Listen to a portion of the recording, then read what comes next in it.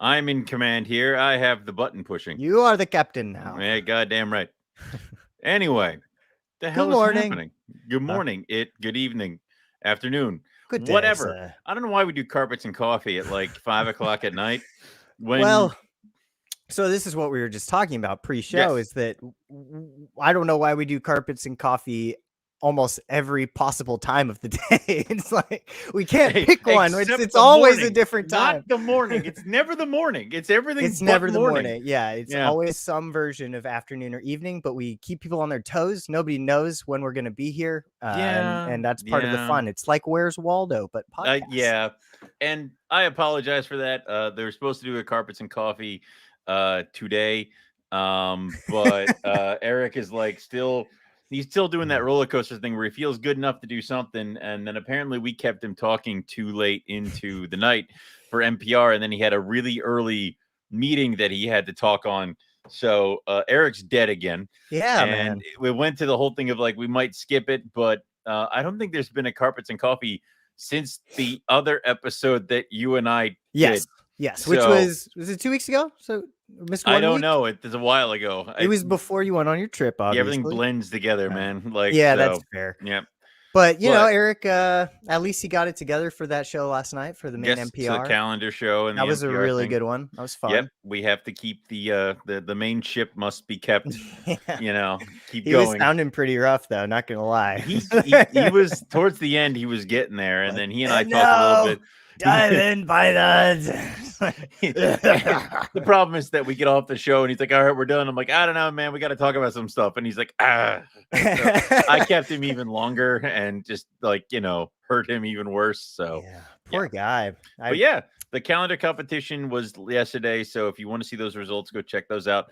I would recommend that's an episode you want to kind of sit down and watch on like YouTube or something so you can see the pictures. It's hard to just listen to that one because we're like, wow, oh my god, yeah. That was every year I'm like, this is bad for audio medium, but that's super true. It was really fun to watch it because this is the first time that we've been able to. Right. Yep. Yeah, and having Terry on too. I mean, it was a really Terry's really fun on, watch. and then we added the thing that if you win Morelli of the Year, you get to pick what the extra category is for next year.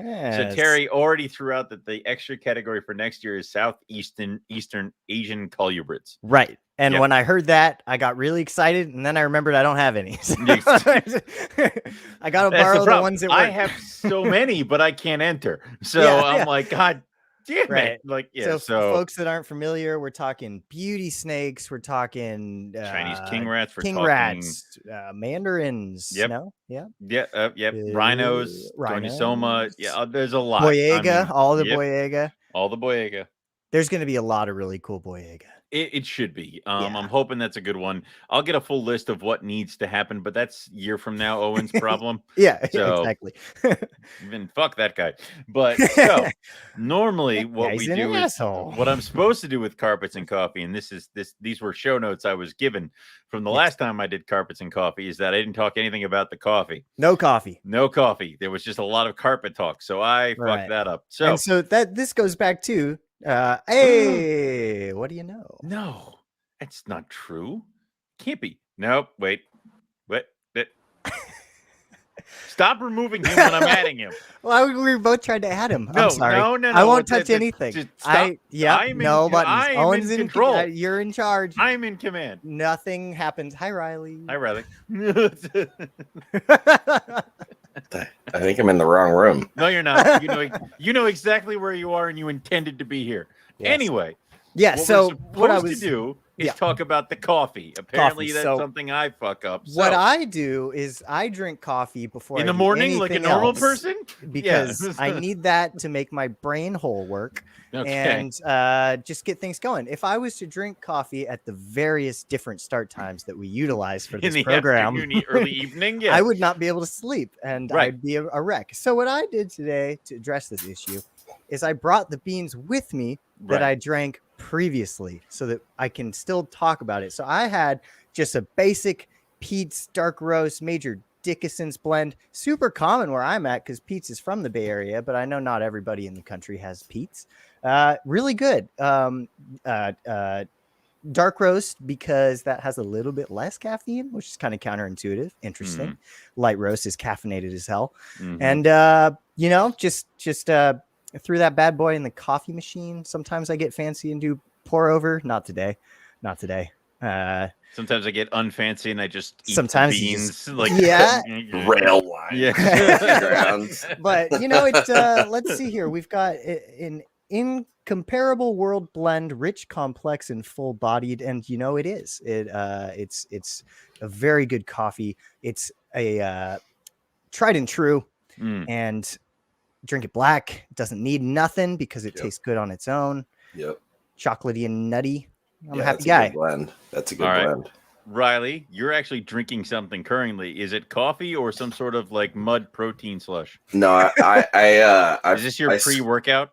No, I skipped lunch, and this is a Jamba Juice smoothie. But this morning, I actually did make a press of coffee, and I finished off that Stumptown coffee from Indo that I got a while back, and I'm not a daily coffee drinker anymore because I think I burned out whatever processes the coffee in here. Just finally, like after a decade, was like snap. Yeah. When you hit 35, like some people on this call, everything starts breaking. So the first thing to go is your tolerance for coffee. Yeah. So. When I was younger and first getting into zookeeping, I was very ritualistic about it. It was we'd have our morning meeting, go up to the reptile house, turn on the lights, grab coffee mugs, whole team goes and gets coffee.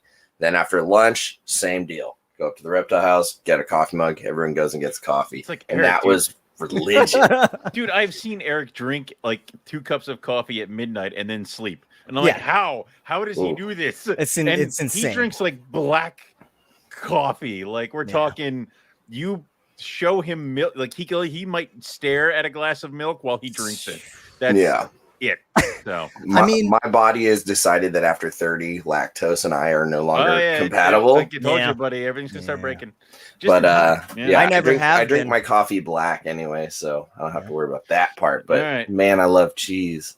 It's gonna, I didn't drink coffee all of 2019. I quit because I got really bad caffeine withdrawals when I wouldn't drink coffee. Like my upper divisions in college, I was drinking like 3 or 4 cups a day, and I get really bad headaches. So I was like, this isn't healthy. I'm young. And then I quit.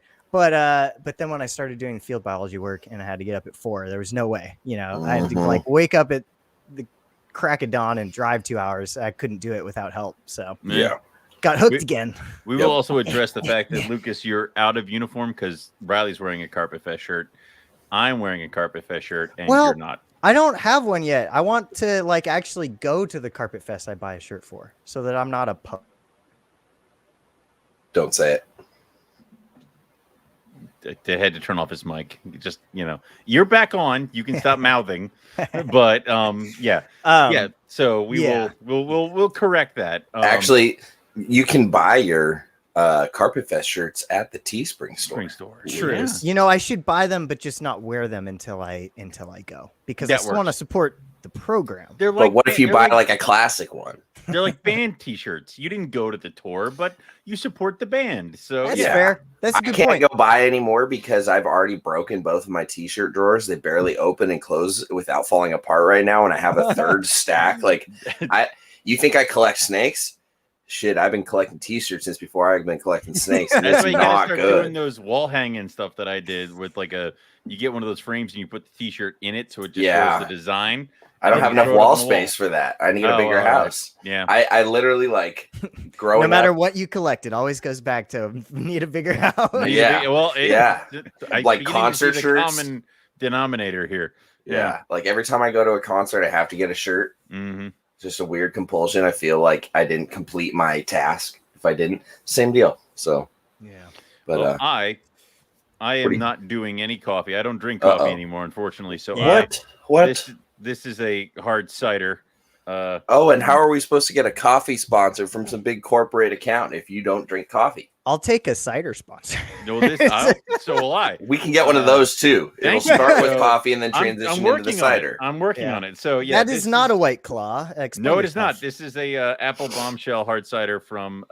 There's this winery up in New York called Three Brothers, where literally they started with like wine, and then they started doing different other types of wine. It's basically Disneyland. What do you There's think happened to the compounds. fourth brother? And I don't know, he's dead. But one of the things He's they did in is one of the hard- vats making their Probably. extra drink. One of the ones they Just did juice him. was they added a hard cider thing. So there's like sweet wines, dry wines, then there's hard cider, and it's all in this one little compound with a bunch of different buildings and food. And basically, you go there, and then people just get wrecked. So Nice. yeah, Melissa and I went up there and came back with a ton of cider and a ton of stuff, and yeah. So that's what Very I'm good. drinking. So Very good. that's what everybody's drinking. So now Yes. we're past that point. I think we've checked the coffee thing. So I guess we can start talking carpets. Carpets. Now, what's up with that? I could go. Well, yeah, go let's talk first. about how Lucas, all his shit is breeding. Yeah, That's out what of I was season. gonna say. Even the shit that is hurting me physically At the is moment, breeding. this is my first time truly having carpet pythons breeding in my apartment because Brettles aren't carpet pythons. Don't kid Man. yourself. Yeah, they're their own species. It's a Morelia. Come Nick on. Mutton's voice should be ringing in all your heads. 14 million years divergence. That's what this is for. It drowns out the Nick Mutton. You just keep Okay. drinking until it stops. Well, anyway, the highlighter line jungles that my friend gave me are locking up nonstop all the freaking time. We had a rainstorm come through here. It's been super low pressure the last 3 or 4 days, so I chucked those things together, and yeah, I mean they are. If the frequency of lock is any indication of like success, it should be good. They're all locked. At least you know they're a pair. Yes. Yeah, that's true too. If you came down and they were combating, you'd be like, that's a problem. Well, I was So- worried about it at first because, they weren't my snakes, so I didn't Right. see babies. And when I first put them in the same enclosure together, they definitely reacted, and it was like one of those in between things where it could have turned into breeding or it could have turned into combat. I was like, what are we gonna do here? Please go one way. Please tails go were one way. flapping at each other, but thankfully, yeah, it went the right way. So those are locked up, and then those womas seem to like the rain too. No, Jesus freaking Christ. So were you quarantining the womas together? Or did you decide to just give it a shot? Yeah, they're in quarantine in like a CB70 rack in my kitchen. Weird noise. You guys hear weird noise too? Okay. There was some staticky. Okay. I assumed it was you, but go ahead. Anyway, and so no, they're still in the kitchen in that rack, but I just put the boy in the girl tub, and then they did the thing. So you did just decide, give it a shot? Yeah, I've given the girl a good amount of meals since she's gotten here. She looks good. Were you using the male as a shield, and then they just started breeding? Like I don't like. Is that? I haven't was that gotten your tagged thinking? yet. She always comes straight for my face when I open the bin. Yeah. But Fun. like I've been able to just kind of like push her back in there. But no, I just chucked them in there, and I think they get a pretty good idea of real nighttime temperature out there because I don't have heat in my apartment, and it's not very well insulated either. So they've probably been dropping into the low 70s, high 60s at night last couple weeks, which was a notable change because it was pretty warm before that. So, and factor in the rain too. I figured why not? It might be the right time. I mean, like the other thing is like what would be interesting is that she did lay a slug clutch here, right? So, and that was a few times, right? Oh, twice. But I'm thinking about this current one. Thank you for opening that wound. But it was I'm not blaming you. That happened a couple times too, you worthless asshole. Yeah, thank you, Lucas. Sucks to suck. Anyway, but I want to say that was what, July-ish? I mean, it was not that far away. Do we think that she could properly cycle in that amount of time to produce viable eggs? Shoot, I don't know. I'm definitely not expecting anything this year. I don't know either. But is that enough time for a python species? Well, they do have 2 oviducts. True. If we don't know which one or if both, we're in production. Yeah. And I don't know. So that's an interesting thought. August, September. Several months, Lucas. It's like 3-4 months. Yeah. So yeah, that seems pretty quick. But I only tossed them together because of the storm. I plan on doing like a bit of a thing. Yeah, an actual thing over the course of the winter. So well, they'll get their chance. Oh, so Scott says it's a Woma, so yes. Yeah. So all right. There we go. Give it a shot. Maybe it will. Give it a go. Maybe that was the issue. I was trying to breed him in normal python stuff when I should just be going for like double clutch colubrid time. So yeah, it's interesting. There's definitely some weird timing on clutches. I'm thinking of those white lips that we saw recently. Mm-hmm. You never know. Right. And I know somebody who had carpet pythons on Christmas Day. So yeah. That's so weird. Yeah. In the US. I stipulate in the US. So yeah. Okay. Yeah, so that's Lucas stuff. That's me. Riley, what you got going on? Got a few stubborn babies to finally eat using some chick down scenting on some rodents. So that was a huge victory last night. That felt good. Nice. Slowly whittling away at the stubborn feeders. Let's see. I got my pair of boa cabana IJs in, and turned out they're both females. So I hit them up and just now I've got a male coming. So I got a trio of boa cabana. Oh, there you IJs. go. So that's pretty good. Good problem to have. Yeah. And let's see.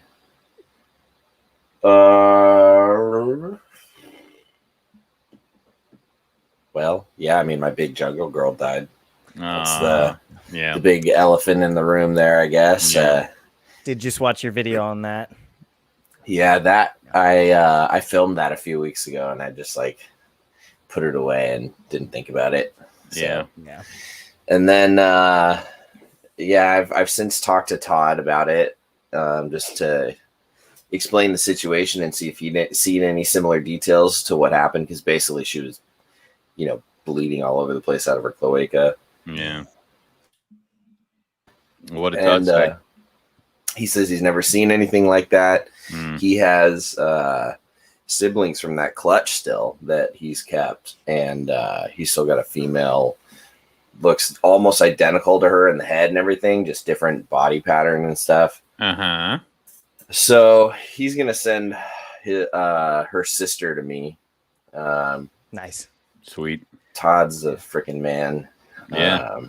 Because he knew, that animal was like, the center of the stack of cages, like my favorite animal for sure. And that was a tough one. So getting her sister, and that'll be nice. So yeah, I'm sorry to hear that, man. That will be cool. I mean, it's good to do that, and I mean, it's also good that Todd was able to get you in with the female, and you didn't have to like grow up something. And also, you don't.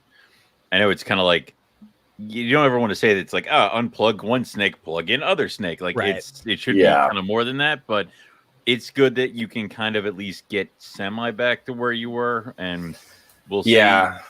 So I mean, I still have this other big jungle from Travis, so like my striped project isn't dead. I have 2.2 striped offspring from her still, and I'm just throwing this out there, like I'm just mentioning that Todd's sending me this female, not as a replacement or anything, just because you can't replace the sentimental value. He that wasn't my intent in reaching out to him, but he just he knows how much I love that animal, and he just wanted to help. So for sure. And that's cool. I mean, that's really awesome on his case.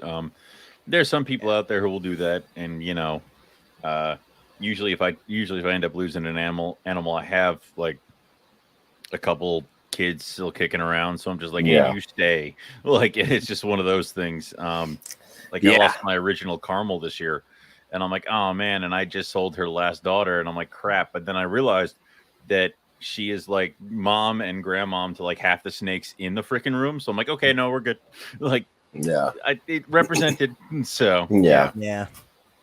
Yeah, I mean, it just the whole situation reminds me of like Eric's situation with poison ivy. Like, get some good, important, straight up clutches on the ground from them while you can, just in case something happens. You should. I mean, it was completely a freak thing, right? It just kind of reminds you that shit can happen. Yeah, she ate a rat for me 3 weeks prior.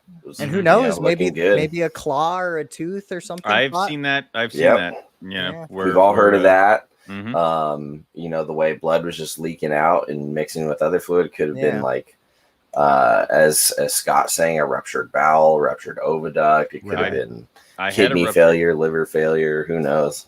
I had a snake with a ruptured bowel. She ate and then she ruptured the bowel, and then she all leaked into her side. So everything was kind of like waterlogged, and then she split it open, and then everything kind of what was in came out. And she was still alive when it all happened. So and that's the problem, is like they won't show you like pain or anything like that on their faces. Right. So it was just but that was my last M-Pen female that happened to. So freak shit can happen. I mean, it's just one of those things that we have to unfortunately deal with. So it's all a bit of a time bomb for something to go wrong in a way. I mean, that's just the odds, Animals do insane things. Yeah, and I didn't find out until like after work, and it was Sunday night, so like it's not like I was able to even hit up a vet to bring her in, and I don't have the tools or anything or the know-how to open her up to know what went wrong, and I just wasn't about to do that. So, but yeah, that sucked. I don't know. The universe has a funny way of doing things like that, because right before her passing, I brought in another insanely striped jungle from Jeff Clark. It's kind of funny that I bring that girl in and then my big girl passes. There's something behind that. I don't know. Yeah, that everything can happen and that kind of shit. So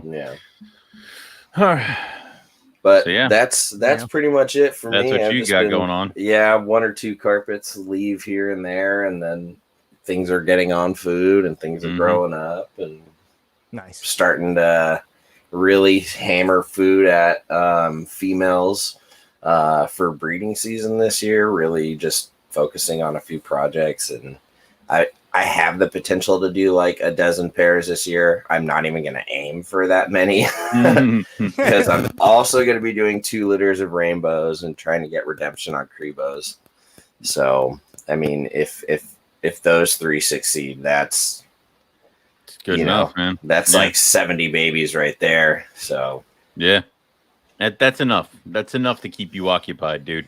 Yeah. So I think I'll probably do like 2 or 3 pairs of carpets this year. Very cool. Sweet. We'll see. Sweet. Very cool. So that's me. What about you? Well, great, Owen. Yep, that's right. Great and powerful. Thank you. So anyway, so obviously I just returned from Arizona. Running around with Rob and Keith and Justin Julander, and Rob's friend Tom is actually one of the reptile guys at the Denver Zoo. So he had some cool stories and stuff to talk about with that. But we were running around Arizona looking for rattlesnakes, stuff like that. And we did actually end up going to Bob Ashley's place. And Bob Ashley is one of the guys who runs like Tinley Park and the other NARBC shows. So he's got this beautiful collection out in at his it's almost like a desert museum out in Arizona in the desert, and there are species of rattlesnakes I've never fucking heard of that I saw at this place. Like ones that they had all white heads and then they were like red striped, and he's like, oh, these things, they found them and they were only like full grown, like that big. And he's like, oh, they found them just across the border. We're the only U.S. facility that has them. They're really cool, right? I'm like, yeah, they are. And I can't for the life of me remember what they were called, but they were gorgeous. Cool. So there were a ton of cool rattlesnakes there and stuff like that. And it just made me think about like, oh God, I would kill for a facility like this and all this other stuff. And of course you have to live in the middle of fucking nowhere. He is like if somebody were to get bit, he's like, oh, we can get you to a hospital in an hour via helicopter. I'm like, I don't even want to just let the snake kill me. Just let me die. I don't want to see that medical bill of having to be airlifted. Like, no, it's over. Just let it happen. So, but it was so cool seeing his thing out there and all that kind of stuff, and checking out the facility of like the proper stuff, quarantine room here, huge diamondback rattlesnakes and stuff like that, different morphs of rattlesnake. There was nothing else in there save for like a few desert type species, or like pyros and desert king snakes. Everything else was a rattlesnake. Wow. Yeah, that's heaven right there. Oh, that's very cool. It's one of those rooms where you walk in and you hear the all around you, and they're all varying sizes. So it was like, it was nuts. That's so cool. It was cool. Cacophony of death. Yeah, it was really cool. Plus, his museum is like reptile stuff. So he has one full display. Did we lose him? Is he frozen for you too? Yeah. All right, let's pretend we're Owen and complete his sentence. Display cases of what? It's like Mad Libs. Probably like skulls, It's teeth, working now. It's working rearticulations. now. It's working now. Oh, there he is. It's working now. Okay. I don't know what's going on with that. Anyway, we lost you. I know. It's a display case filled with anti-venom kits. Ah.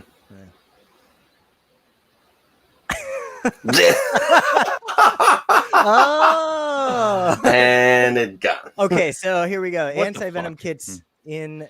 You might want to reload. I'm not sure. Owen. I don't know. Anti-venom kit. Anti-venom kits. We have you now. It's snake bite kits, like all the stuff you would do if you were bitten by a venomous snake.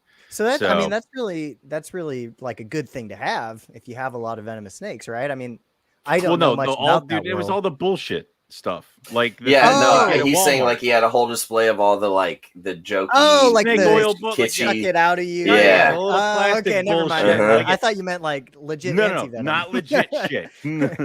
No, had a bunch stuff of that's all artwork hocus pocus. He had a bunch of artwork and stuff like that, and a bunch of legit skulls and skeletons and stuff like that, and all the venomous snakes you can find in Arizona, New Mexico, as well as beetles, Gilas, couple cool stuff like that, as well as some of the other non-venomous stuff. But yeah, the display case was just full of the hokey bullshit, and it was not a small display case. So clearly, people have been making money off that shit for years.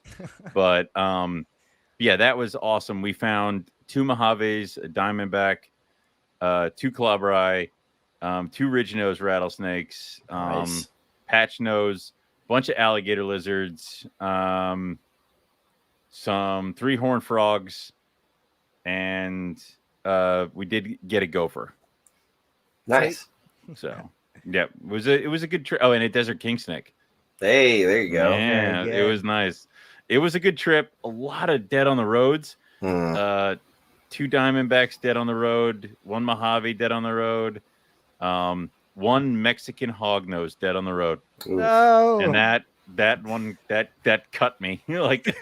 And numerous gophers. I think I stopped counting. Numerous gophers and Big Ben patch nose, or whatever they were. Lots of those patch nose too. So it was. I've never seen that many DORs. It was brutal.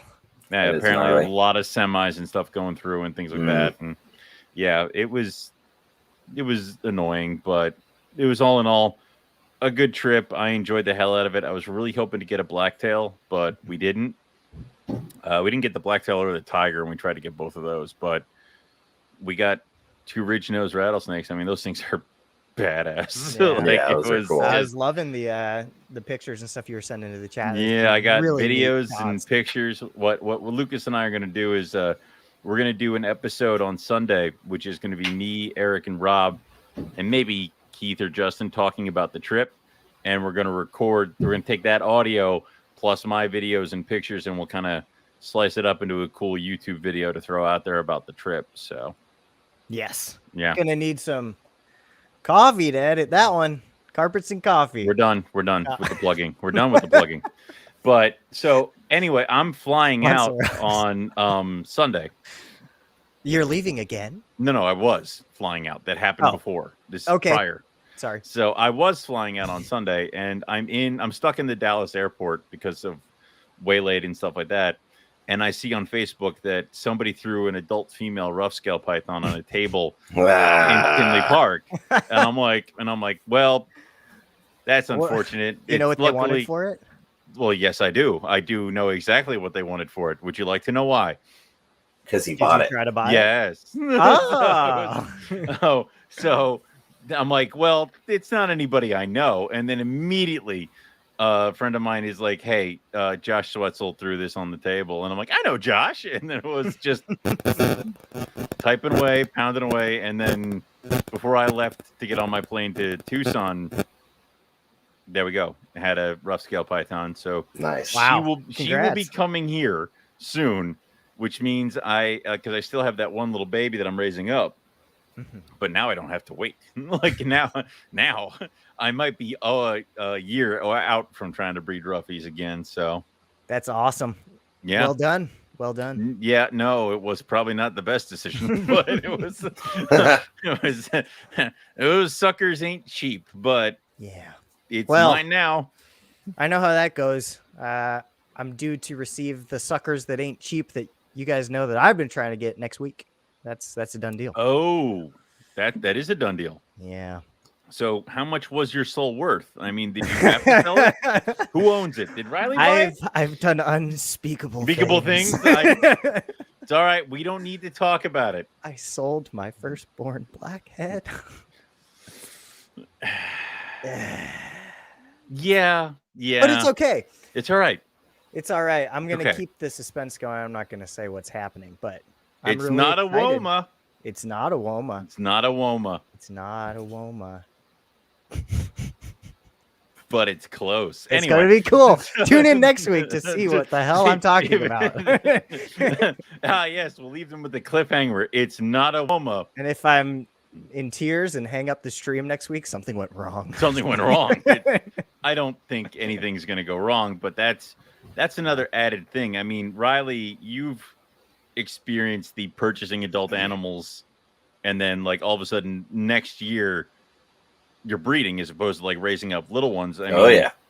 And Lucas is going to be in that situation. Yeah. That's how it was with my Brettles. Not for the first time. It's for his Bredlaw. Yeah. Yeah. Lucas has not gotten to the point where he has raised up an animal to breed, which is weird because normally it's the other way around. I keep getting super lucky. People keep sending me adults. And it works.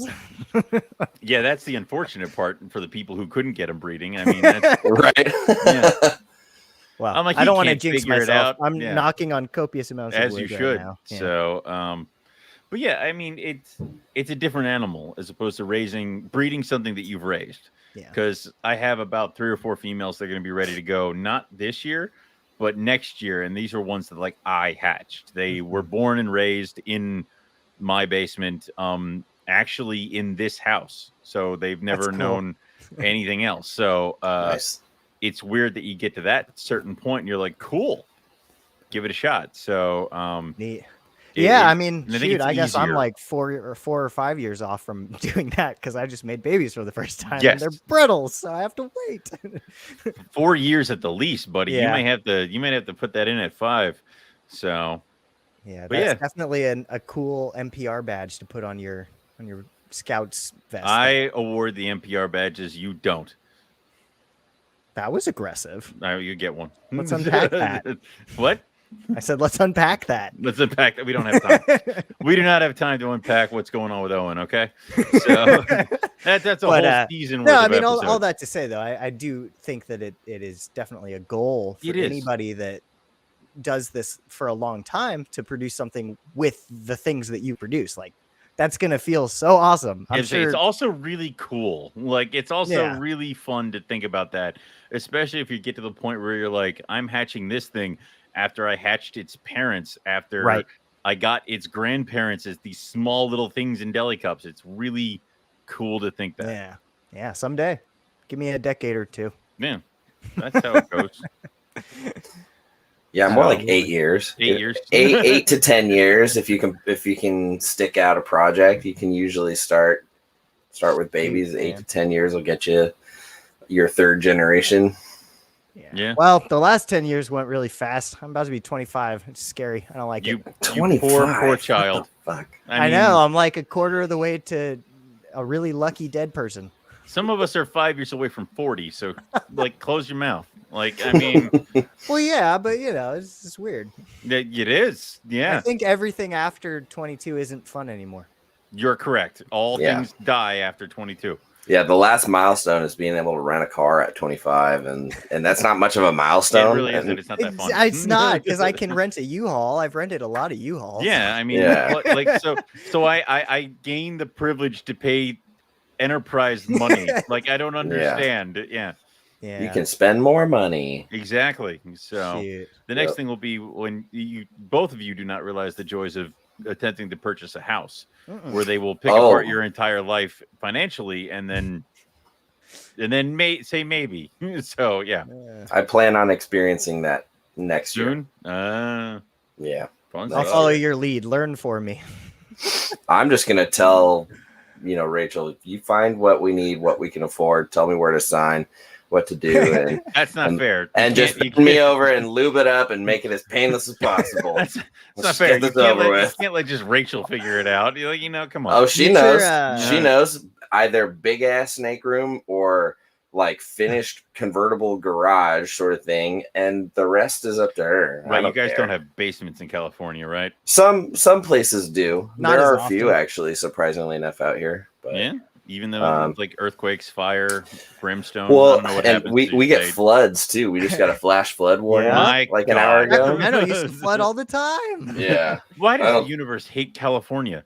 Like, yeah, it's tricky. I think the good with the bad, I guess. It's not even like real land. Like they just dug up a bunch of mud and like splatted it into an island. So no basements there. And as soon as a big earthquake happens, it's all just gonna sink. So I'm glad I don't live there anymore. Yeah. So where I was in Arizona, I was actually, I did not know this, but Arizona does not believe in daylight savings time. New Mexico does. So where we were near the border, it wouldn't connect with my phone the right way. So upstairs, it would be 6 a.m. And then I'd walk downstairs and it would be 7 a.m. And I'm like, I don't understand how I'm doing this. And all the places around us were like, oh, we open at like 9 a.m. And we would show up and it'd be like, it meant 9 a.m. New Mexico time. So now there's a line going out the door. Or, they would arrive and we had an hour to wait for do stuff. So it was time travel. It was, experienced lots of time travel. That's spooky. You could do something at the same time twice. Yeah, you could. Several. Like if you did something that's documented, something that matters, like with whatever time they put on it, and then you did it twice, that could screw some things up. I don't know. I don't know a lot of things. I don't know what, but it could. It sounds like a plot to a James Bond knockoff. A very bad one. It's like we must commit our crime right here, and then again now over there. Yeah, no, that was let's see. Do you have any reviews on Boa Master PVC cages? I don't have any of those. You guys ever seen those? I have several actually. I have two. I like them. I think they're about as good as any other plastic PVC cage. I think he said something about putting in Tristis. Yes. Little black-headed monitor. Yeah, I would say the one thing you want to worry about with those kind of cages, I say black PVC would work, but go for glass as opposed to plexi. I had a black throat monitor juvenile in one of my cages just for a weekend, watching it for a friend, and it would scratch the plexi. And I have now a cage that the glass looks frosted because it literally scratched the entire both windows. So glass is a definite. I would say that any black PVC cage is good, but you kind of want to go for a little bit. I'm not sure the exact temps for monitors or for Tristis. I almost feel like a lot of the people end up going for something bigger, wood, that kind of stuff to get that going. So I'm not sure what would be the best for a monitor. Well, I know the nice thing is those Tristis aren't huge. and PVC insulates well. So depending on what size, you could probably pull that off. I don't know how big the options Riley, are. I know you use vision cages for some of your monitors and stuff, right? Or yeah, I've used vision cages for a lot of monitors. They work pretty well. You just got to be able to get your thermal gradient and play with your ambient temperatures. If you can keep your ambient up high where the room is kind of doing most of that work, and then all you're doing is adding an additional hot spot or two, it can be done pretty easily for sure. You just have to experiment with it. For sure. Yeah, and I kind of like the idea of some of those cages that have the spot for where you can put a light here or a bulb there, where a lot of black PVC cages, you're going to have to put a light fixture in the cage. Right. As opposed to like being outside the cage and pointed in. So there's a lot of this kind of stuff. I mean, I've seen it done and there haven't been any issues, but you can get creative and do it. You can buy the sockets that you screw into the ceiling and put in like deep heat projectors or mercury vapor bulbs, things like that. Halogens, no problem. Make a bank of lights. Yep. So yeah, I think there's enough cage making options out there now to accommodate the majority of small to medium sized reptiles as far as what you can do to them to make them work. I would agree. There's a lot of stuff out there. And there's a lot of ways to make it work. Yes.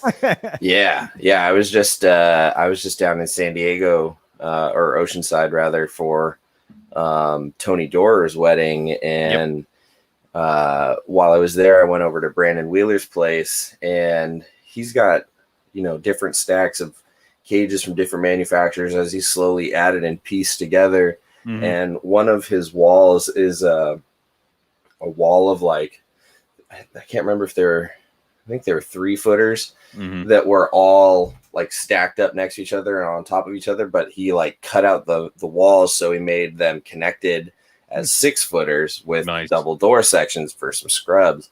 Sweet. And then screwed the cages together, so he modulated those to work to his needs. And then he's got some other stuff, and you just make it work. You just tinker with different cages. He had a stack of Bowmaster cages there, and he personally didn't like them just because like the tracks kept getting a lot of the substrate in there because they're inside. Yeah. And so instead of like the AP cages where the tracks are on the outside, you put the doors on the inside, bring them in, and then drop them in, and then the tracks are on the floor on the inside.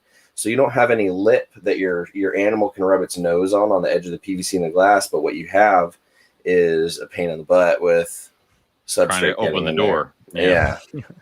So, for sure. There's a lot of different ways, a lot of different cages. I would say, speaking about Brandon's stuff, I copied his tunnel thing for my Timor pythons, and I did not mean to, but I left the tunnel open when I went to Arizona.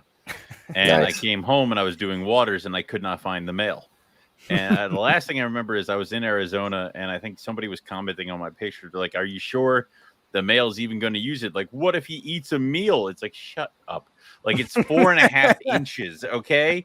He's not like, I'm not trying to shove a Burmese python through it. So, and I'm like, well, what if he doesn't go through it? And then I came home and I could not find him. And I had that small ping of panic. You had PTSD to walking in and seeing glass and no retic. Thank you. So I'm like, oh, sweet God, where the hell is it? So I'm ripping all around. And then I'm like, well, maybe. And I go and I check the female's cage and nobody's there. But the bin, I got the big 10-gallon bin. So I crack it. There she is, coiled up, blue. And then there he is on top of her, and I'm like, closing bin, closing cage, walking away slowly. Like it was. So apparently it works. So I saw Brandon had those up and running. He kind of just leaves them open most of the time, so the animals have choice. That's pretty sweet. Yeah. Very cool. The female refused food, and she shed, I think 2 weeks before I went to Arizona, and now she's blue again with him in there. So weird. Shit's going weird. So that's good though, because I mean that makes sense. We're actually breeding the ring pythons at the shop right now, and the female is cycling and ovulating and everything right now. And cool. So I think you're just fine. Hey, they're not hurting each other. I'm not feeding anymore, so cool. I'm not gonna close that that bridge probably until after I cut them out for the season. But as far as I'm concerned, we don't fully know the stuff from the various regions. Like saying something's a winter or a spring breeder is such a narrow scope of view for the plethora of species that come from that region. I mean, we need to like get out of that mindset and kind of go more towards paying attention to what the animals are doing. And then I think when you have the ability to give them the option, like what you and Brandon are doing with those tunnels, you allow them to do it when they want, and then you just take note of it and notice it. And if it's successful in the end, then you can go back and say, okay, this happened at this time. Right. And, you know, maybe the season that might be your roadmap. Relevant. Right. Yeah. Figure it out based off of that. So then next year, I know when she's going to start cycling, and then I plan according to her. Yeah. Totally. So, yeah, I think that's awesome. It's super exciting. I would be thrilled to get 2 more babies. That would be super cool. Thrilled to get 2 more babies. That'd be really neat. And it'd be one of those things where it'd be like, these are awesome. They're all mine. Yeah, you would keep all of those. Huh? I would so want to, but I can't. Like I don't have an airplane. You could like keep all of them for like 6 months and then let go like a pair. That's what I would end up. But the problem is that the second you post up online that she even laid eggs, people can be like, "I'll buy your 2 more pythons." I'm like, all zip right, code well, deposit question mark. Right? Is $$ snake emoji? Like it was. So, but that's the problem though, is that then I would raise them up, then I would get them, then they would shed, then I would struggle with feeding them, and then when I got them ready, I'd be like, "Hey man, that Timor is ready." Crickets. Straight up crickets. Yeah. Like I had somebody email me when I was in Arizona. They're like, "I'm really interested in these." And I'm like, "Cool." I got home from Arizona. It took me a couple of days to get my bearings. Then I'm like, "All right," emailed the guy. What were you looking for? What was going on? Crickets. I'm like, dude, I was on top of a mountain in Arizona and you were like, "I'm really interested." Okay. Yeah. So interested that I already got it from somebody. That I ran away and bought it from someone else. Yeah. Some people are trying to move real quick. That's for sure. Some people just want things really quickly. Well, I think what you should do in that instance, if you are successful, is not post them, not advertise them. And I had heard that the right people who know that you have them, who will do what you need to get them, will hit you up. And they'll just be like, "Hey, Owen, what's it going to take for me to get XYZ?" And that'll be that. Rough scale pythons. You want a Timor pair? Rough scale pythons. I will only trade for rough scale pythons. That can be done, dude. You see how many people are producing roughies these days, man? I need a ring male, unfortunately. That's right. Well, I'm hoping that we'll have some success with those at the shop, because we've had 2 years of striking out on a few things. So I'm hoping the same. John at Vivarium's 1 for 1. I guess last year was his first need year one with boy. Whichever intern brings me the boy will be graduated to head intern. Okay. Until he's demoted, probably an Riley hour later. Riley has a much better shot, because even if John makes them, it doesn't mean that I'll be able to sell them to Right, you. exactly. That's the other problem. That's why. Well, I can't do anything. All I can do is just connect you to Grant and be like, "Hey, God damn it! Like how many? Yeah, we should make Grant an intern." No, I can't. Grant doesn't want to get involved. There's a whole intern picking process. We can only do it during an eclipse. It's very weird.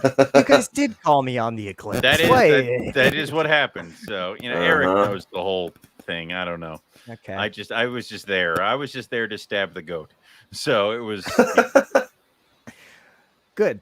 Anyway. Yeah. So rough scale is the way to Owen's heart. Internship is for life. I own them now. I have the brand on my we branded them. I don't understand. I don't understand. So I understand perfectly, as you should. So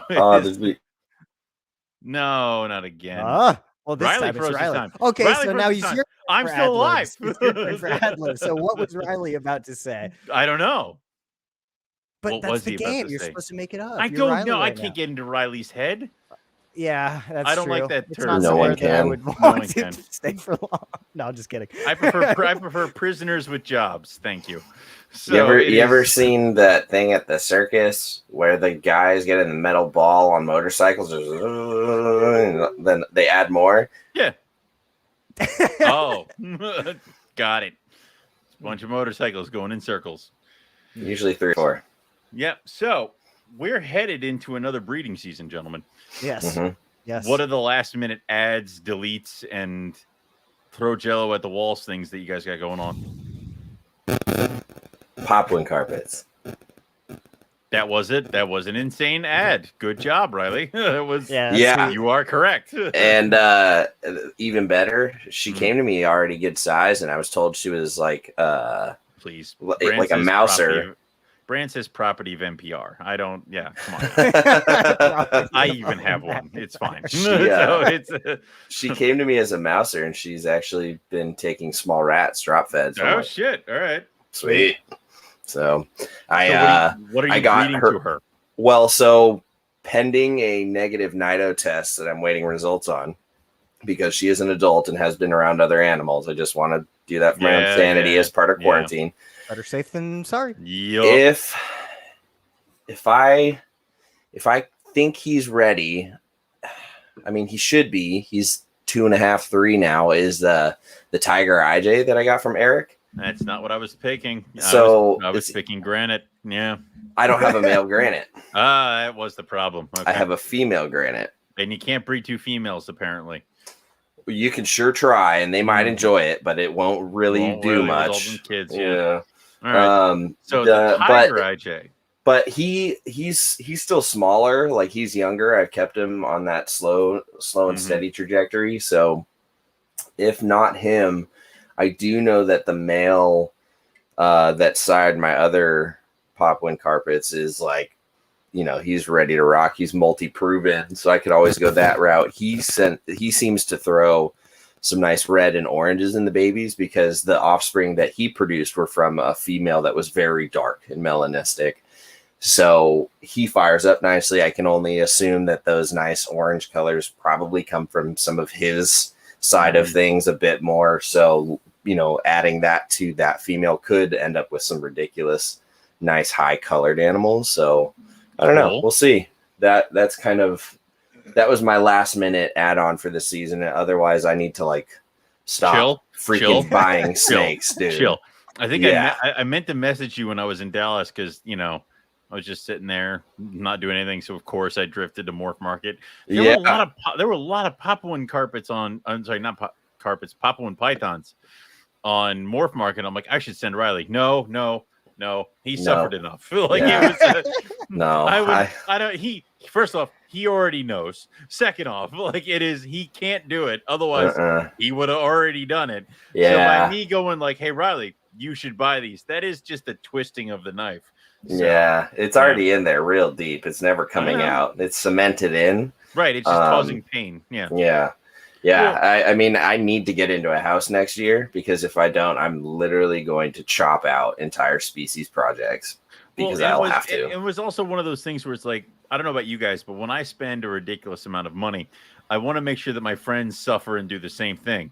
So it's I just bought a rough scale. I'm like, what can I do to make Riley suffer with me?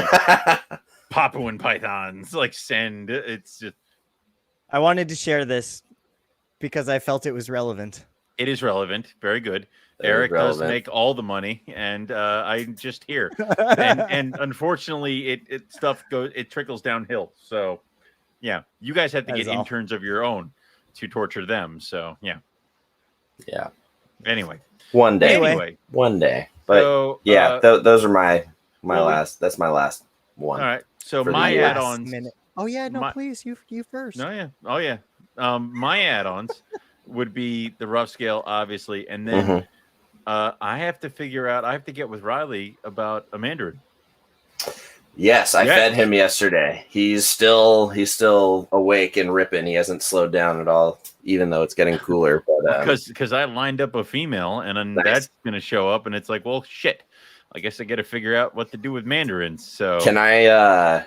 Should I just send you Eric's female popwin carpet and his female albino citrus tiger then? Yeah, dude, I have his Brisbane mail right here. Like it is, I have his Brisbane right here. I have a box of coffee and a book back there for him. Like I have his GoPro and shit that I took to Arizona. I will see the guy soon. Nice. Like it is. So yeah, dude, just send it. All right, we'll coordinate it. I'll send you all that stuff. Yeah.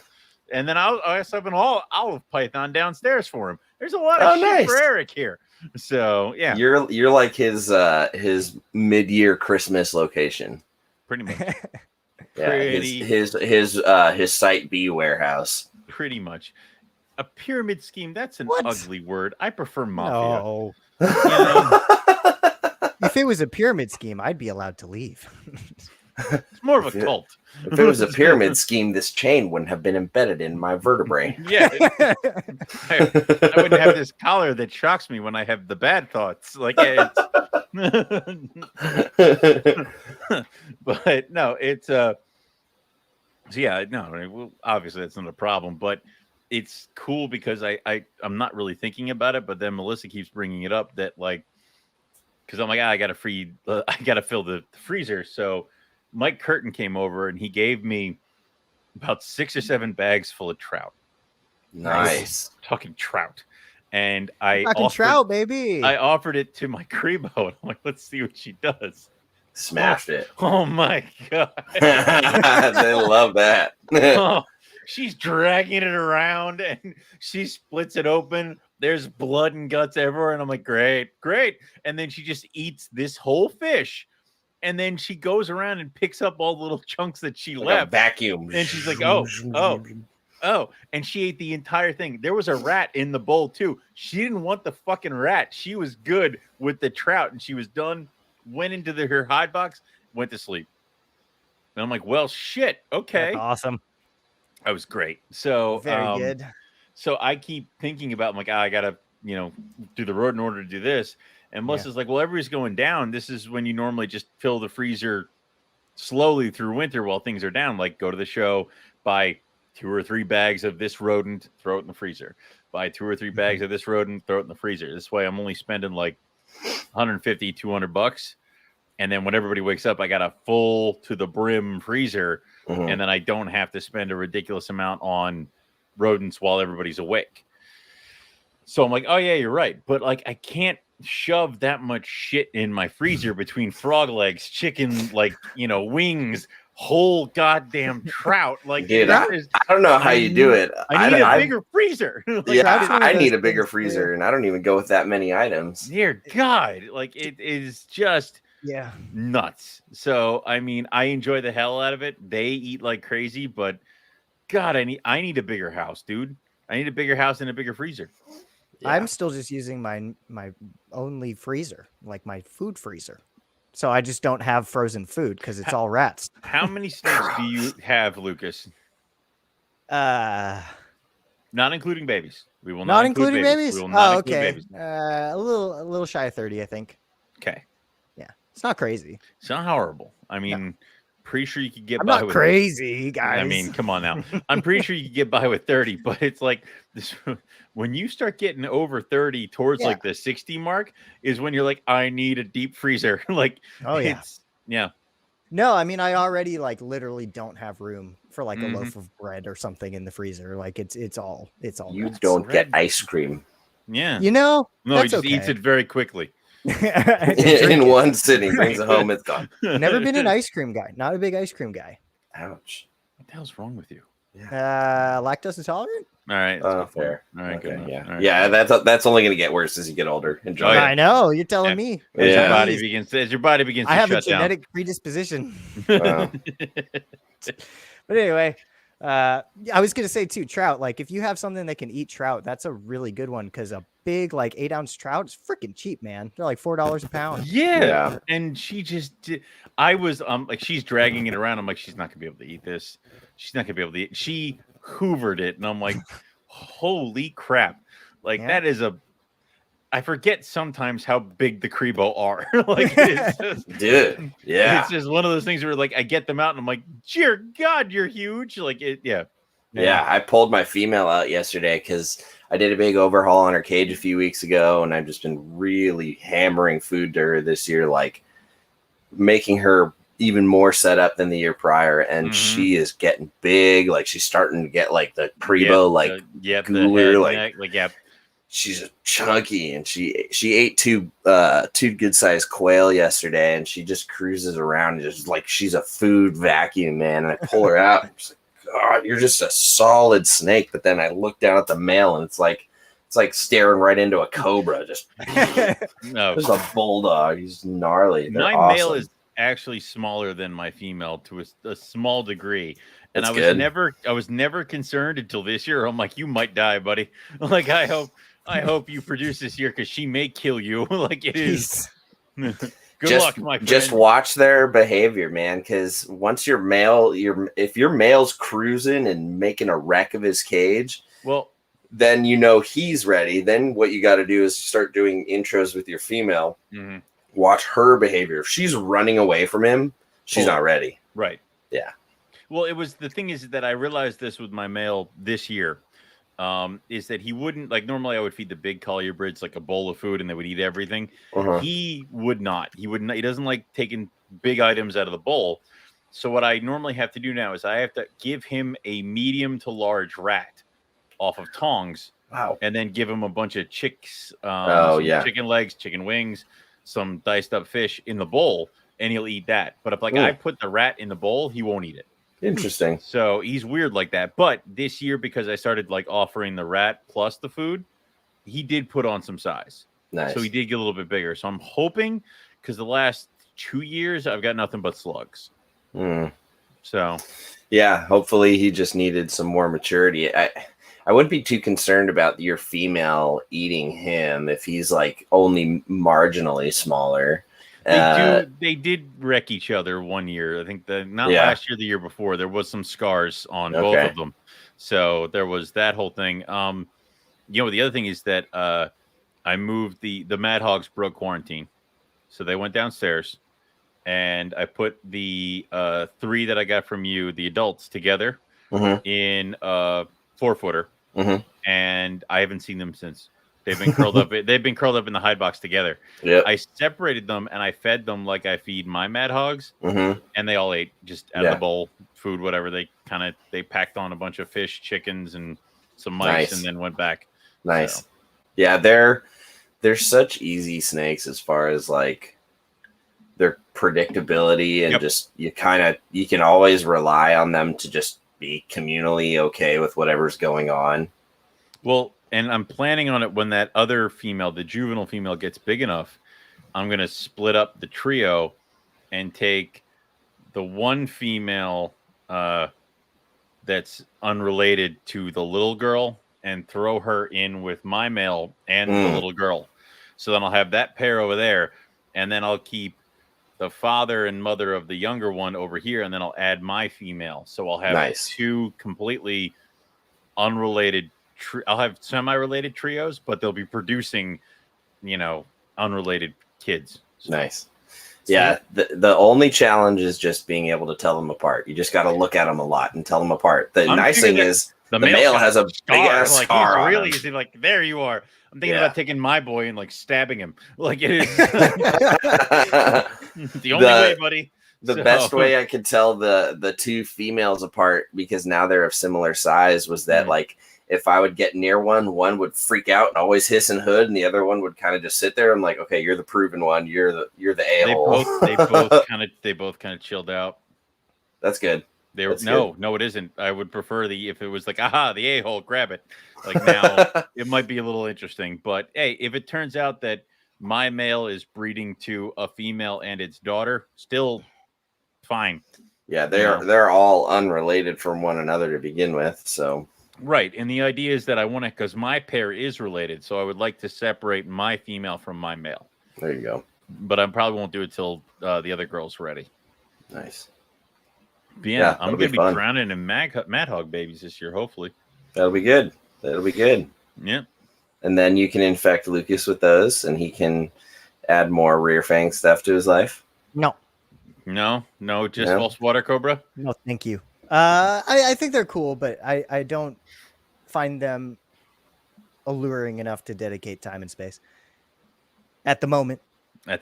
Yeah, well, no, I would agree. Yeah, you've got a lot going on. You do, Yeah. and everybody's got their thing. Just like how I didn't want to dedicate time and space to womas. So, like, yeah, right. Totally fine. I love my womas. Every time I open the door, I'm like, oh, I forgot I have womas.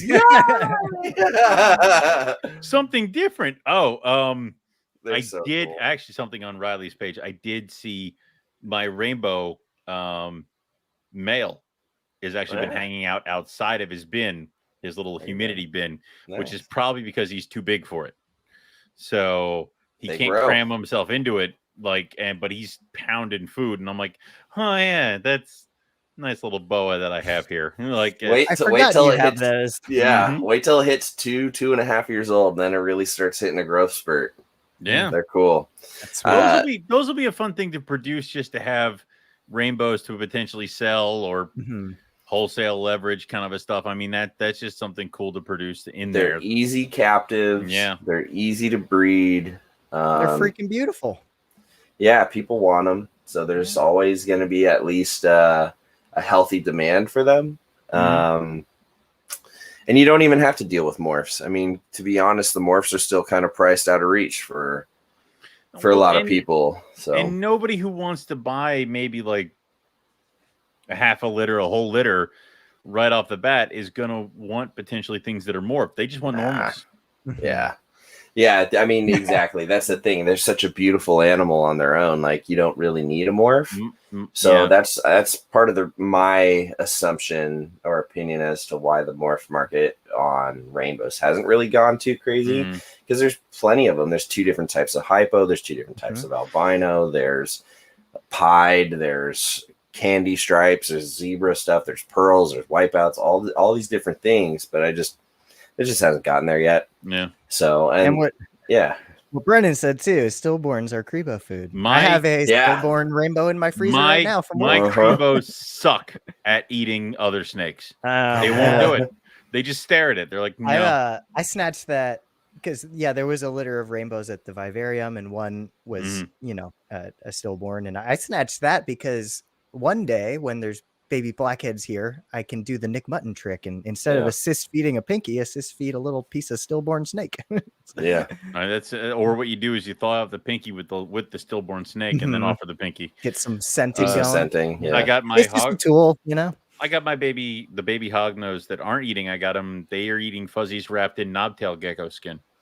Nice. And then the blonde hog baby that I bought, the captive born and bred, I got him eating because I got day geckos, and I would just cut a little piece off of the gecko, thaw out the pinky, and then put the piece of gecko on top of the pinky, and then the hognose would eat it.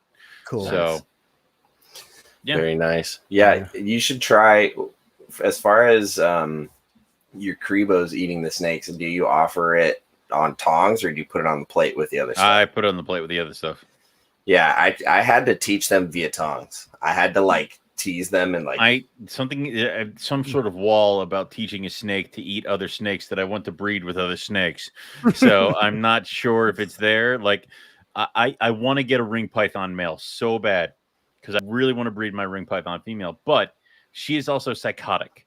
You gotta watch out for them. So afraid for breeding them. Like, dude, she is. You just gotta be there for the initial introduction. When they finally realize they're there and they acknowledge one another, that's when stuff's going to happen, if at all. As soon as they're together and they've acknowledged it and you've got calm behavior for the first couple minutes, you're usually good. But I swear, every time we pair or move ours, or if I'm checking on them for cleaning, I get the hook out just so I can have something ready, because I've got to be able to pull the male out as soon as Yeah, because sometimes just the light change of like a tub moving like freaks him out. And even the really nice female one time just went bam and just hit him just randomly because she just kind of flinched. She is really nice too. That's crazy. Oh yeah, you can pick her my up with white no lips. hook. If I walk past my white lips, they'll hit each other instead of me because something moved out of the corner of their eye and they're like cute on. They're like, oh! I'm like, no. Yeah. So we're talking like tunnel projects and who's getting the next bridge. It's gonna be the white lips because then I can separate it and then they can figure themselves out and I can hopefully get them to breed. So what do you think about doing a tunnel style application thing for Apodora down the line? I would say it'd be cool. That would be one of the ones I would do with like a grate so that they can smell each other and then like only open it if the male is like up against it like this, like, you know, let me in. That's when you can open it. So, yeah. I like the interim grate sort of howdy style. Yeah, that's cool. Yeah. Seems like they're gonna be big. Yeah, it's gonna have to be a bigger tube. Well, yes, 4 inches will not cut it. Yeah. Well, the tubes you can get at Home Depot that have all the wonderful little fixtures, the top one is 4.5, which is what I'll just have to keep them lean then. You're gonna have to keep them lean, or you're gonna have to go for something bigger. Yeah. So, or I'll just make my own. Make your own tube. I can always, butt cages up against one another and do a slide. Yeah. Yeah. A slide divider sort of thing. It's got a big hole. I imagine by the time they are of that size, they will at least be in 6x2x2s. Mm-hmm. So who knows? Well, and it's also cool because right now, I'm thinking about it, it's like my male and female have a 12-foot cage right now because the doors are open. She can use the tunnel too. It's not big enough. She's big enough, or it's not too small for her. So they can get away from each other, and both sides have heat. Both sides have water. Right. So if they wanted to, they could do it. That's ideal. That's really cool because you're giving them not only the thermal gradient in one direction, you're giving it to them in a second direction, and you're giving them double the options, double the choice, and much more ability to get away from one another while still having security of their familiar scented areas. Right. So yeah, I love it. I want to do that really with blackheads someday. I think that'd be fun. I think it would be cool. I think that would be a great species to do that with. I think more and more we're going to do it. And because the cages are so butted up against each other, the tube is literally only about, I want to say 5, maybe 6 inches, because it goes through, it has a cap on it that it's about like maybe 1.5 inches onto it. And then it goes maybe a couple inches into the other cage and then it has the other cap on it. So it's only about that long. But it's perfectly sealed, perfectly capped, and to the point where if they get in the tunnel, they can't get out and go in between the cages. They can't do anything. The only way they can go is across. Yeah, that's legit. And they can't like curl up and sit in it, like I mean, they could, but I could shoo them out of there. So it's not like a big kind of. You're not going to lose the snake in there. Yeah, it's not a twisty slide where they're going to be in the elbow, and I'm like, God damn it! Like, So that'll be very cool. Yeah. So, Lucas, are you breeding anything this year? Yes. More bread lie next. Hey, hold on. So yeah, I mean, my last minute edition kind of things like we were talking about was definitely the highlighter jungles and Owen's Womas, both of which are doing things. You got several. Plus, what's coming next week? He's not done. Working. Right. Yeah. Exactly. Everybody thinks I'm the one over here going crazy getting snakes. Lucas is doing it with adults. Yeah. And, again, I'm definitely not holding my breath for anything that's coming in this year. If something goes, that's great, but I'm certainly not expecting it because that's just not how that usually goes. But definitely going to try the pair that's coming next week. Because why the hell wouldn't I? Yeah, I know. I mean, that would be really cool if you got that. Yeah. I mean, also you already got cages for them? Yeah, I'm gonna move stuff around, but yes. Throwing bread lie out a window. He's like, yeah, get out of here. Yeah, here you. And then snake.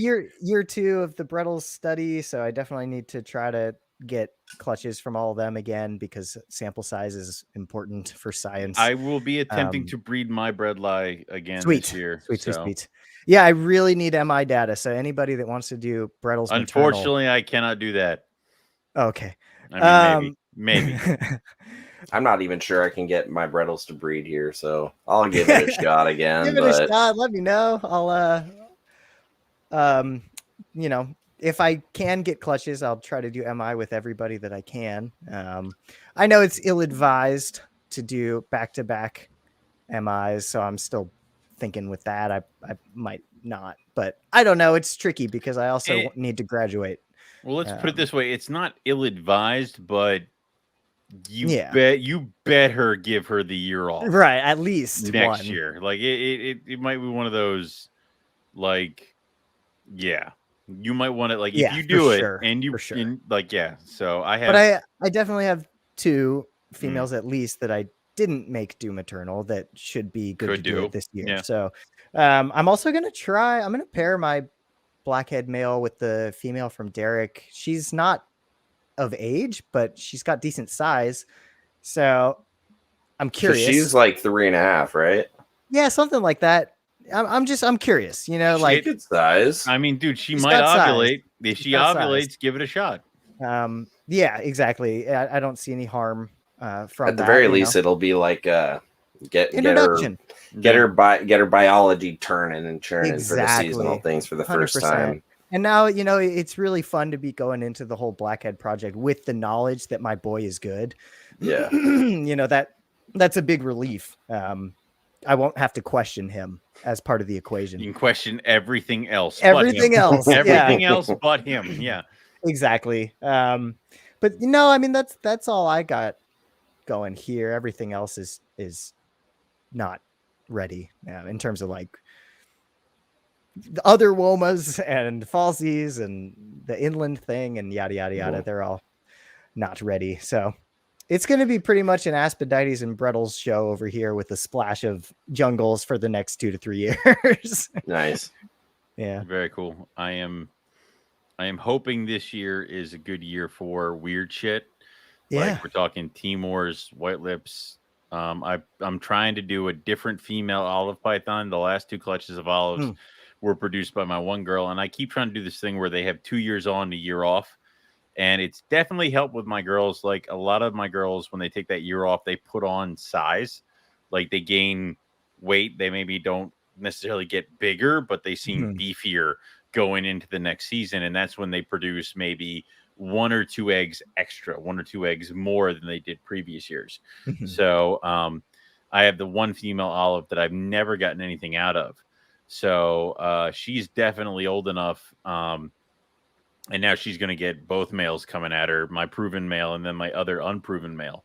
So hopefully I'll get some baby olives from her, which will be cool because it'll be kind of like a different girl. And now I can start to rotate the olives. White lips are definitely a thing that we're trying. Golds first, blacks. I have a female that's on the line where she might be ready, but I'm not going to push her.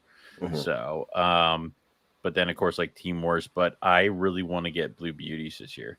That would be sweet. I really wanted to get the Mad Hogs last year, but I really want blue beauties this year. They're so underrated, man. I love they've been annoying me with their existence in my room and not breeding.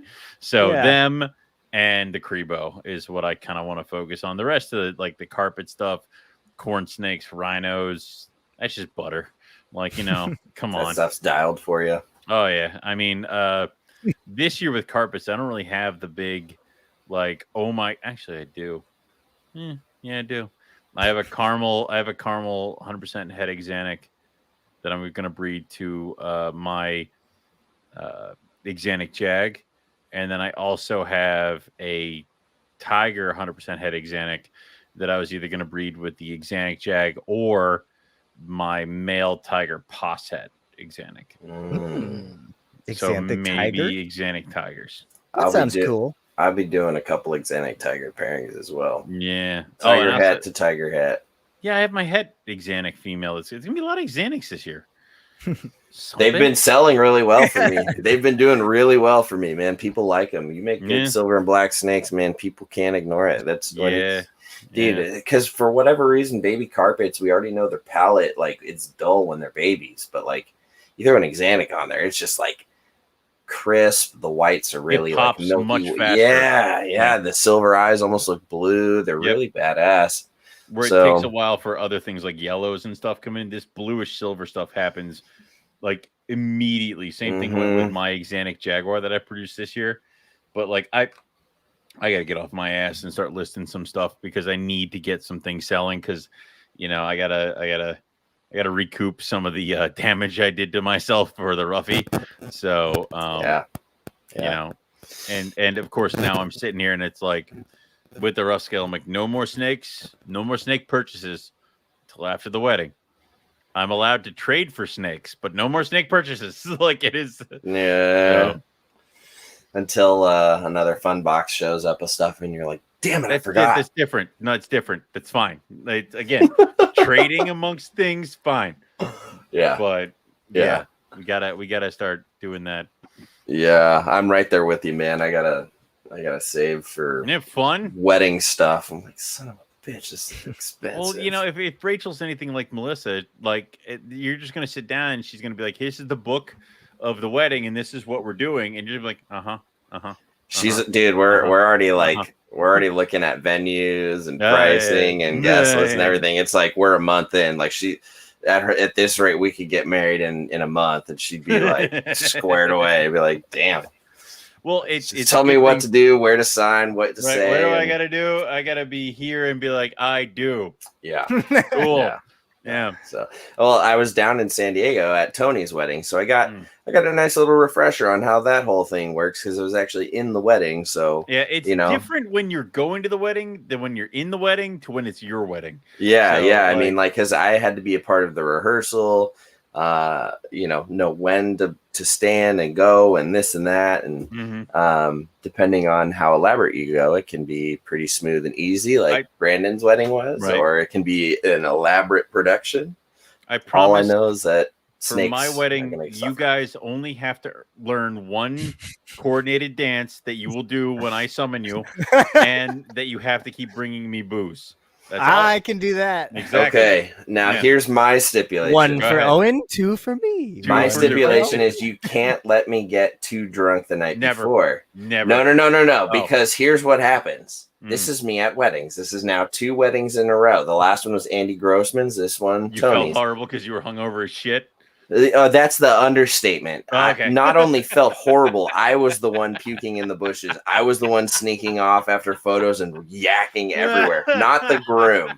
No, I was the one. Want it now, dude. So here's the fate of my weekend down in San Diego, because it was snake related. And by the way, Brandon Wheeler ended up filming quite a bit of the wedding and some snake shenanigans. So he got footage of the night in question, because it was the Giants Dodgers final game of the series and we lost. And that was brutal, by the way. Yeah, let's not talk about it. Wait, and, we're Dodgers fans, right? No, shut up. Oh, I mean, sorry. I'm an A's fan. Zip. But listen. The A's were a team that were so horrible they were chased out of Philadelphia and had to go to Oakland. Like that is, and now even Oakland doesn't really care. Not even Oakland doesn't want them. Incomplete story. Fallacy. Oh, fallacy. Okay. They have one of the most cumulative championships in the sport, and they didn't go from Philadelphia to Oakland. They went to Kansas City to Oakland. So Philadelphia to Kansas City to Oakland. Yeah, and it had nothing to do with whether they were good or not. When was the last time they won a World Series? Well, see, 1989, but they make the playoffs a hell of a lot more than the Pirates. Anyway. Like 7 out of the last 10 years? 6 out of the last 10 years? I don't know. I'd still rather win consistently than win it all once and then suck the rest of the time. That is very true. Yeah. Anyway. So my baseball team is the farm system for the MLB. That's all right. No. Garrett Cole sucks, so you don't have to feel bad about that anymore. He was cheating. Yeah. All right. Dick. That night, because of Tony's wife's father, he doesn't drink beer. He only drinks wine and whiskey. And so I had been drinking IPAs prior.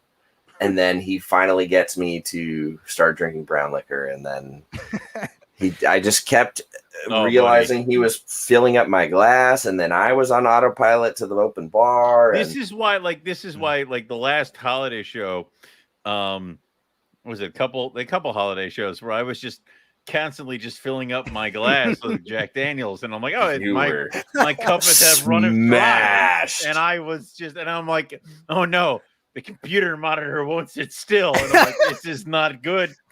Riley, weren't you drinking like denogonizers or something last Christmas? Jesus. Yeah. Yeah, dude, that was gnarly, man. Yeah. We should, for the had holiday I mean, this show, is the group right here that right shot for the holiday show, we should just all just get hammered for the holiday show and just watch Eric try to herd this group of cats. We need everyone in on it, though. He'll probably pull in Scott. We need Scott to get hammered. Oh, it's fine. Yeah, listen, for the holiday show, everyone's getting drunk. You're not allowed on the show until you're hammered. I'm here for it. Except for Eric. Nobody tell Eric. I have to make up for lost time because I couldn't drink with the mono thing for months. Yeah. So now it's game on. And, I have a confession to make. I've never thrown up from alcohol. It's fun. You should try it at least once. I've been pretty gone, but I've never gotten to that point. First off, my father is perpetually drunk. He doesn't need to be drunk. First off, my father will take this is the biggest fear that I have and Melissa have is both of our fathers are named Jim, and they both kind of act the same and like to sit there and drink their beer and talk about Republican things. The biggest fear is that they'll be at the same table at the wedding and just be they're gonna just be feeding off each other and be like, God. exactly. They've already met each other and they're very happy with each other. And it's like, no. That's hilarious. So as long as they get along. What did you say he did the other week? He like told a baby to call him captain or something. Like a fresh baby. No, it was my nephew when he was 1.5. Yeah, I drove my nephew and my grandmother lived in South Carolina and she'd never met my nephew Hunter, which was the first of the great grandchildren. Okay. So for Mother's Day, my brother, his now wife, and Hunter and I drove down to South Carolina, which we decided to do. We left right after work here. And we drove the whole night through, me and my brother switching drivers, which driving with a 1-year-old. I mean, he watched the first opening part of a movie, fell asleep, woke up, started the movie over, watched it, fell asleep, woke up. I'm like, oh my, and it's in the back. Like I can't watch that movie ever again now. Cause I can't, he gets to a certain point and then he would just restart it. And it was just God. Anyway, we decided to drive home and we were going to stop at my place first, but my place is an hour from my brother's. So we drove and it was getting to the point where we drove straight from South Carolina to my house. So we were tired. The baby was tired.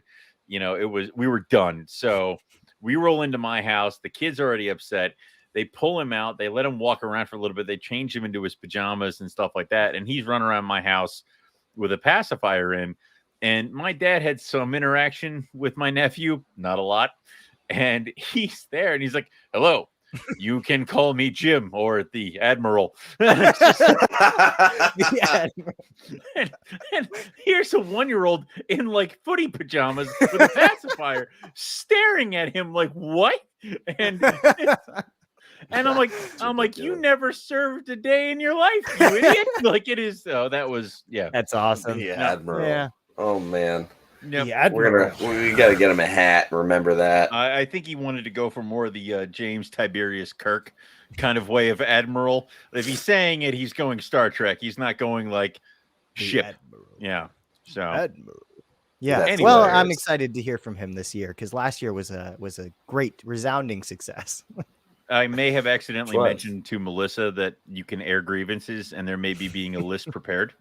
So I would expect so. I'm a little afraid of that list. So we'll see what happens. I got to do better with my grievances this year. I was too new and polite last year. You shouldn't be. It's the whole point. I was scared. I didn't want to offend anybody. I was like, no, offend everyone. It's the whole point. This time, the whole point of airing your grievances.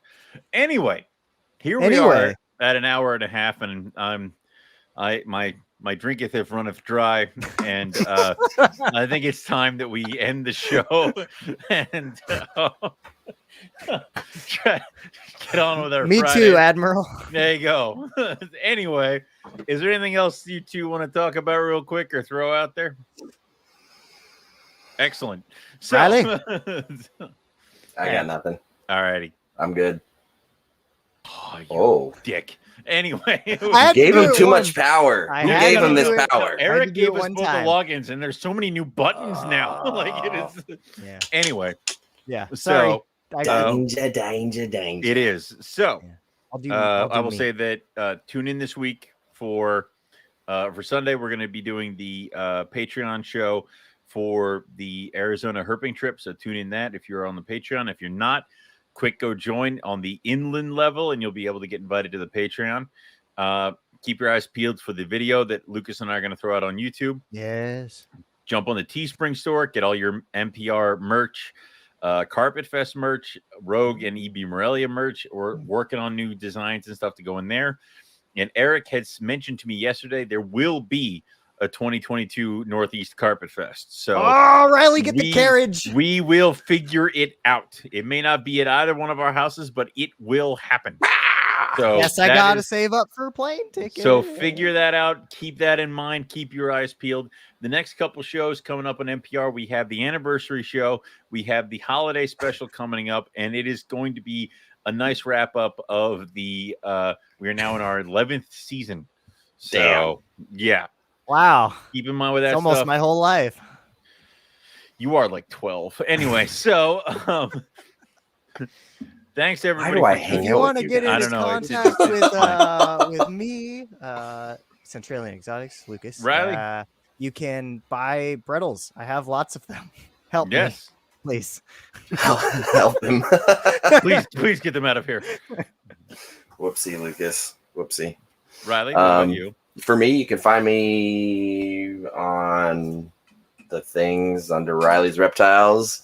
YouTube, just under Riley Jimison. I've got another video coming out on Monday showing off some cool new perches. And that's just about Those it. are nice. Those are nice perches, dude. They're so cool. Yeah, I want to check those out again. Is that no wrong one? Wrong one. This one. Yeah. Oh, that's the little one. Oh well, it's the same. Ooh. Just twist tied on there, zip tied. Woo, we're slipping and sliding. But yeah, they're so cool. Baller. They're super cool. I'm excited to get more of them, watch how the snakes use them, see just kind of what goes on. Excellent. Yeah, cool. They're fun. They're cool. So anyway, yeah, that's it. That's for me. Innovation. Yeah. Very cool. For me, rogue-reptiles.com, rogue_reptiles on Instagram. I have a shit ton of carpet pythons and some olive pythons. Get them out of my goddamn house. I need rough scale money. So that's about it. Thanks everybody for checking in with us. We'll catch everybody next week or whenever the hell they do this show. I don't know. This is Eric's thing. So come back and drink coffee. Drink mucho coffee, yo. Bye.